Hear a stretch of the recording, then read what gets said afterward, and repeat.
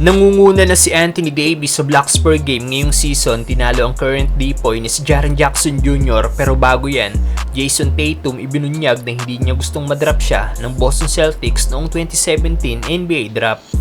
Masasabi natin na si Jason Tatum ang superstar ngayon ng Boston Celtics. Patunay na ang pagiging 4 times All-Star nito, pagkakasama ng 3 beses sa All-NBA team, All-Star MVP at pagkakapanalo ng East Finals MVP noong 2022 season.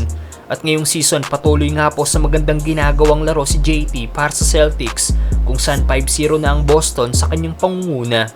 Averaging 30.2 points, 9.6 rebounds at 3.4 assists per game. Pero kamakailan ibinunyag nga po ni Tatum na bago ang NBA draft, hindi niya gustong mapunta sa Boston Celtics.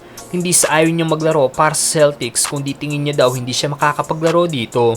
Dahil fully loaded nga daw po ang Boston noon at nasa team sina Gordon Hayward, Jaylen Brown, Isaiah Thomas at Marcus Smart. Kaya naman tingin niya daw hindi daw siya good enough para mapunta sa Celtics.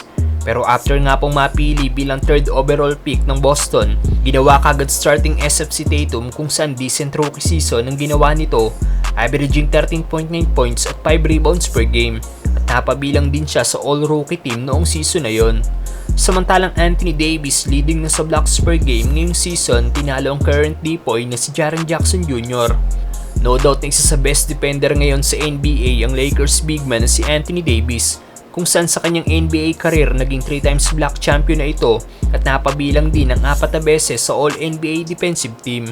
At ngayong season patuloy nga po sa magandang inilalaro ang Lakers big man, kung saan MVP numbers din ang ginagawa nito, averaging 26.3 points, 13 rebounds, 3.2 assists, 1.2 steals at 3.7 blocks per game.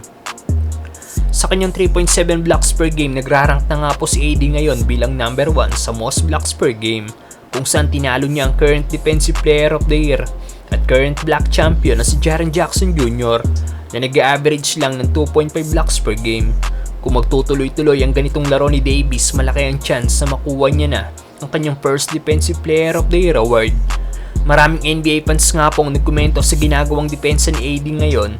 Ayon sa isang fans, kung meron lang daw sanang nakakatulong pa sa depensa kay Davis, nasa mas magandang record daw sana ngayon ng Lakers. Ayon naman sa isa nagkomento, hintayin daw ni Davis na maging aggressive si Victor Wembanyama. Sa ngayon, nagrarank na nga po ang rookie bilang number 2 sa blocks leader, kasunod ni Davis na may average 2.7 blocks per game. Anong masasabi niyo sa ginagawang laro ni Davis, mga brother?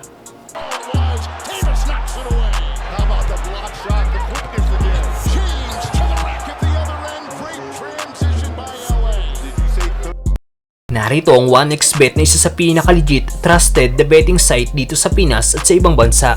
Kung gusto nyo mag-register, i-click nyo lang ang link na nasa comment section at gamitin ang ating promo code. At kung gusto mo mag-bet, mapa PBA, MPBL o NBA at kahit anong sports pa, available yan sa 1xBet.